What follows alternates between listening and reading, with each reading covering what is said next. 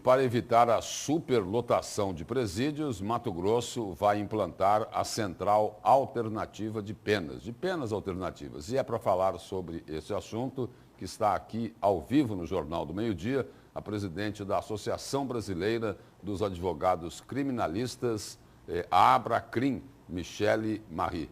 Boa tarde, presidente. Boa tarde, Lúcio. Boa tarde a todos que acompanham aí o Jornal do Meio-Dia na Record. Presidente, o que é essa central de penas alternativas? Como é que ela vai funcionar? Essa central de penas alternativas, né, pelo que foi divulgado, ela ainda vai ser implementada, vão ser feitos estudos para a implementação, mas é uma das melhores notícias que o Estado já deu em relação ao combate a realização do desencarceramento, né, que ocorre aí através da superlotação dos presídios.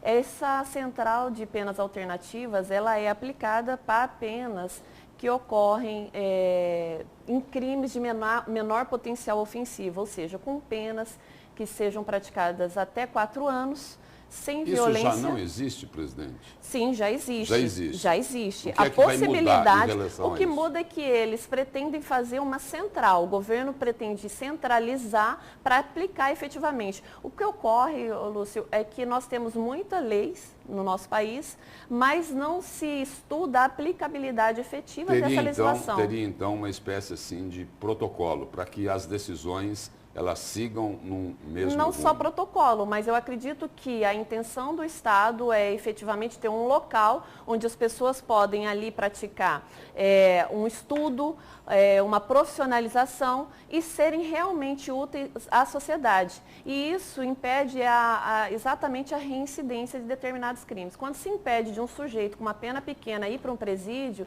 nós estamos retirando a possibilidade dele ser reincidente. Claro que ele deve ser útil à sociedade. Então, oportunizando um local que ele pode realmente ser útil, ter um trabalho, ter um estudo, ter uma profissionalização, isso é ideal para o desencarceramento. Agora, o que se questiona nesse caso aí da Central de Penas Alternativas é se, a senhora colocou aí, da possibilidade de recuperação dessas pessoas que infringiram a lei.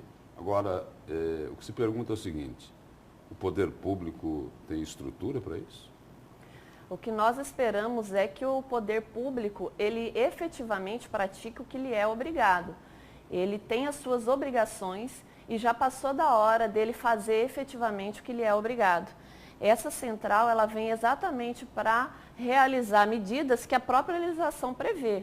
E sim, ele tem condições para isso. Porque a pena alternativa, ela ajuda a resolver um problema do governo, né? Diminuir a superlotação dos presídios, mas tem um outro lado nessa história, não é?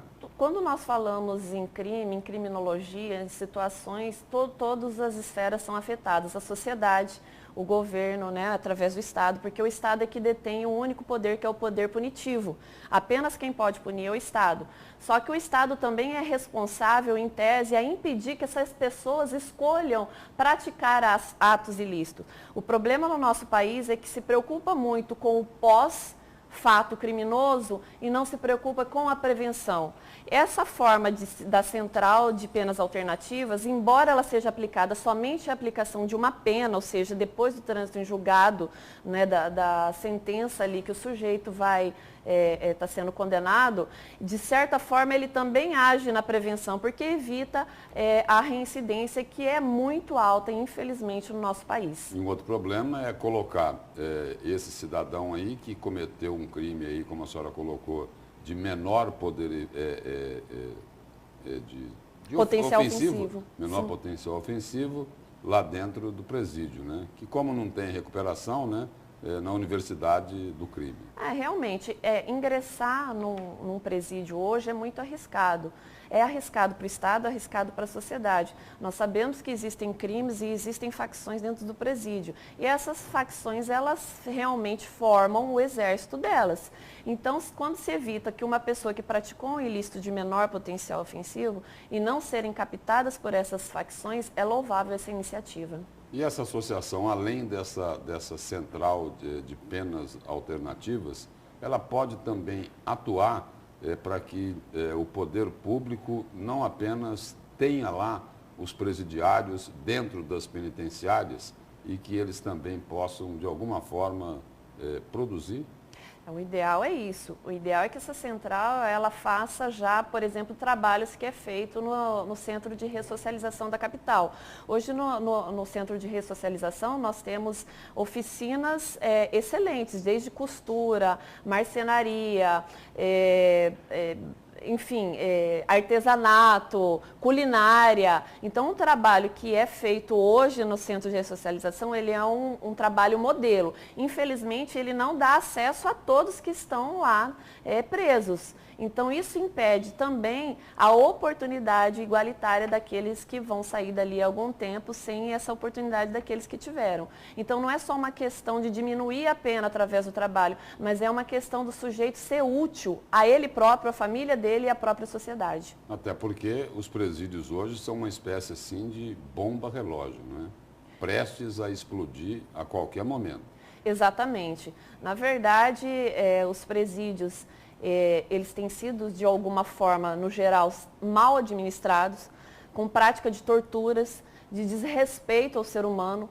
E aí eu quero deixar bem claro, quando a gente fala assim, a gente não está minimizando o ato praticado por determinado sujeito no crime, mas sim a previsão daquele sujeito de como ele vai sair de volta para a sociedade. Porque ele vai sair, Lúcio, uma hora de volta para a sociedade. E nós temos que cuidar da mente dele. Uma das situações que os legisladores deveriam prever e ser obrigatório é o tratamento psicológico dessas pessoas que praticam ilícito. Não é simplesmente fazer uma avaliação de exame criminológico para poder se ele tem direito à progressão, mas sim um acompanhamento psicológico e tentar fazer com que esse sujeito mude o pensamento dele. Se o Estado falhou, a família falhou, a religião falhou e ele foi retirado da sociedade, ele precisa entender que se ele continuar praticando crime, ele só vai ter duas situações ali para ele viver. Ou ele volta para o presídio ou ele vai ser morto. E o que a senhora cobra aí não acontece hoje? Não, não acontece. Infelizmente, esse acompanhamento não acontece. Porque a grande maioria sai de lá sem condições de voltar ao convívio com a sociedade. Sem condições emocionais, sem condições financeiras, sem condições qualquer de estar podendo ter uma profissão, porque normalmente muitas pessoas entram muito novas. Não é? Então, eles não têm realmente ali uma oportunidade de estar sendo útil. E aí vem o estigma. O sujeito ele sai com o estigma de presidiário e para ele conseguir uma oportunidade de trabalho já é bem maior do que aquele que já está aqui tentando correr atrás, já não está fácil hoje arrumar um trabalho digno, e aí quem sai com esse estigma tem muito menos oportunidade. Então vira uma bola de neve, é uma roda que não para de girar nunca, e nós não conseguimos achar efetivas soluções enquanto não houver prevenção e um tratamento adequado.